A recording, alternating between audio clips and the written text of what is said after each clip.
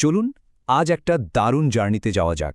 একটা এমন জার্নি যা শুরু হয়েছে শুধু দুটো সংখ্যা দিয়ে, 0 আর 1, আর পৌঁছে গেছে মহাকাশের তারা পর্যন্ত। হ্যাঁ, আমরা কথা বলছি তথ্য ও যোগাযোগ প্রযুক্তি বা আইসিটির সেই অবিশ্বাস্য যাত্রার ব্যাপারে। আচ্ছা, একটা প্রশ্ন দিয়ে শুরু করি কেমন? কখনো কি মনে হয়েছে এই যে পুরো পৃথিবীটা কিভাবে যেন আমাদের হাতের মুঠোয় চলে এলো? হাজার হাজার মাইল দূরের খবর আমরা এক মুহূর্তে পেয়ে যাই, মনে হয় যেন পাশের বাড়িরই ঘটনা। এর পিছনের আসল জাদুটা হলো টেকনোলজি বা প্রযুক্তি। এই প্রযুক্তি আমাদের সবাইকে এমনভাবে জুড়ে দিয়েছে যে পুরো পৃথিবীটাই এখন একটা গ্লোবাল ভিলেজ বা বিশ্বগ্রাম। ব্যাপারটা ঠিক যেন একটা ছোট্ট গ্রামের মতো, যেখানে কোনো খবর হতে না হতেই সবার কানে পৌঁছে যায়। ইন্টারনেটের যুগেও ঠিক তাই ঘটছে, তাই না? তো এই যে গ্লোবাল ভিলেজ, এর সবকিছু চালায় তো কম্পিউটার, তাই না? কিন্তু এই কম্পিউটারগুলো নিজেদের মধ্যে কথা বলে কিভাবে? ওদেরও কি আমাদের মতো কোনো ভাষা আছে? চলুন আজ কম্পিউটারের সেই বর্ণমালার সাথেই পরিচিত হওয়া যাক। কম্পিউটারের ভাষাটা কিন্তু একদম সহজ। এর নাম বাইনারি। ভাবুন তো, আমাদের বাংলা বর্ণমালায় কতগুলো অক্ষর, কিন্তু কম্পিউটারের বর্ণমালায় আছে শুধু দুটো চিহ্ন, একটা 0 আর একটা 1। বিশ্বাস করুন আর নাই করুন, আজকের ডিজিটাল দুনিয়ার সবকিছু, একদম সবকিছু দাঁড়িয়ে আছে এই দুটো সংখ্যার ওপরে। এখন প্রশ্ন হল, এই 0 আর 1 আসলে কি? এগুলো শুধু সংখ্যা নয়, এর একটা বাস্তব অর্থ আছে। সহজ করে বললে, 0 মানে হলো বিদ্যুতের সুইচটা অফ, আর 1 মানে হলো সুইচটা অন। একটা যন্ত্রের জন্য এর চেয়ে সহজ আর কি হতে পারে বলুন? হয় কারেন্ট আছে, না হয় নেই, ব্যাস। তাহলে আমরা যে সংখ্যাগুলো ব্যবহার করি, যেমন 1, 2, 3, 4, 5, কম্পিউটার সেগুলো কিভাবে বোঝে? দেখুন, ব্যাপারটা মজার। আমরা যখন 2 লিখি, কম্পিউটার সেটাকে দেখে 1, 0 বা 10 হিসাবে। আবার যখন 5 লিখি, তখন দেখে 101 বা 101 হিসাবে। এভাবেই আমাদের চেনা সংখ্যাগুলো কম্পিউটারের অন অফের ভাষায় বদলে যায়। আচ্ছা, এই 0 আর 1 এর তত্ত্ব তো অনেক হলো। চলুন এবার বাস্তবে দেখি এই সাধারণ জিনিসটা দিয়ে কিভাবে অসাধারণ সব কাজ করা হয়। যেমন ধরুন, একটা ওয়েবসাইট কিভাবে তৈরি হয়। আমরা যে কোনো ওয়েবসাইট দেখি, তার পেছনে কিন্তু একটা ভাষা কাজ করে। নাম হলো HTML। এটাকে বলা যায় ওয়েবসাইটের কঙ্কাল বা কাঠামো। এটা ব্রাউজারকে বলে দেয় কোন জিনিসটা কোথায় থাকবে। যেমন স্ক্রিনে যে কোডটা দেখা যাচ্ছে, call_span_2 টেলিফোন, এটা আসলে ব্রাউজারকে বলছে, শোনো, টেলিফোন নামে একটা হেডিং বানাও, আর সেটা দুটো কলামের সমান জায়গা নেয়। আর দেখুন, ওই এক লাইনের কোডের ফল একটা সুন্দর টেবিল হেডার তৈরি হয়ে গেল। এটাই হলো কোডিংয়ের আসল মজা।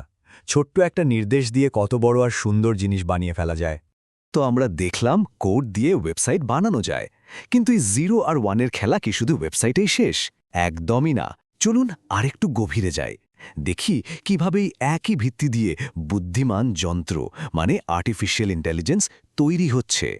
কৃত্রিম বুদ্ধিমত্তার কথা বললেই আমাদের মাথায় কি আসে? রোবট, তাই তো? তো রোবট জিনিসটা আসলে কি?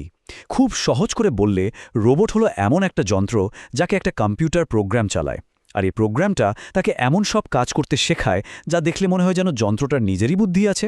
আর রোবটের কাজ কিন্তু এখন আর শুধু কারখানার মধ্যে সীমাবদ্ধ নেই। ভাবলে অবাক হতে হয় এর ব্যবহার এখন কত দিকে ছড়িয়ে গেছে। একদিকে দেখুন, একটা রোবট বেহালার মতো একটা শৈল্পিক আর সূক্ষ্ম কাজ করছে। আবার অন্যদিকে আর একটা রোবট একজন বয়স্ক মানুষের যত্ন নিচ্ছে। দুটো কাজ একদমই আলাদা, কিন্তু দুটোই সম্ভব হচ্ছে রোবোটিক্সের কল্যাণে। মানে রোবট এখন আমাদের দৈনন্দিন জীবনের একটা অংশ হয়ে উঠছে। যেমন ধরুন, ঘর পরিষ্কার করা, ফার্নিচার লাগানো, এমনকি বাড়ির বাচ্চা বা পোষ্যদের দেখাশোনা করা। আবার ধরুন, বয়স্ক বা বিশেষভাবে সক্ষম মানুষদের সাহায্য করা। এই সব কিছুতেই এখন রোবটের ব্যবহার বাড়ছে। আমাদের জীবনটা আসলেই অনেক সহজ হয়ে আসছে। তো বাইনারি থেকে রোবোটিক্স পর্যন্ত তো এলাম, কিন্তু এখানেই কি শেষ? এই প্রযুক্তি আমাদের ভবিষ্যতে আর কোথায় নিয়ে যাবে? চলুন একটু ভবিষ্যতের দিকে উঁকি দেওয়া যাক। ভবিষ্যতের সবচেয়ে রোমাঞ্চকর প্রযুক্তিগুলোর একটা হলো জেনেটিক ইঞ্জিনিয়ারিং। নামটা শুনতে কঠিন লাগলেও মূল ধারণাটা বেশ সহজ। এটা এমন একটা প্রক্রিয়া যেখানে বিজ্ঞানীরা কোনো প্রাণীর ডিএনএতে লেকনয় পরিবর্তন এনে তার বৈশিষ্ট্য বদলে দিতে পারেন। আর এর ফলে চিকিৎসা আর কৃষিজগতে একটা বিপ্লব ঘটে যেতে পারে। আর এর ফলগুলো কিন্তু একেবারে জীবন রক্ষাকারী। একটা উদাহরণ দেই, আগে ডায়াবেটিস রোগীদের জন্য ইনসুলিন পাওয়াটা ছিল বেশ কঠিন একটা ব্যাপার, কিন্তু এখন জেনেটিক ইঞ্জিনিয়ারিং ব্যবহার করে ব্যাকটেরিয়ার মাধ্যমে প্রচুর পরিমাণে ইনসুলিন তৈরি করা হচ্ছে। শুধু তাই নয়, ইন্টারফেরনের মতো অ্যান্টিভাইরাল এজেন্ট যা আমাদের শরীরকে ভাইরাসের সাথে লড়তে সাহায্য করে, সেটাও এখন ল্যাবে বানানো সম্ভব হচ্ছে। আচ্ছা, প্রযুক্তির সবচেয়ে অবাক করা ব্যবহারটা কোথায় দেখা যায় বলুন তো?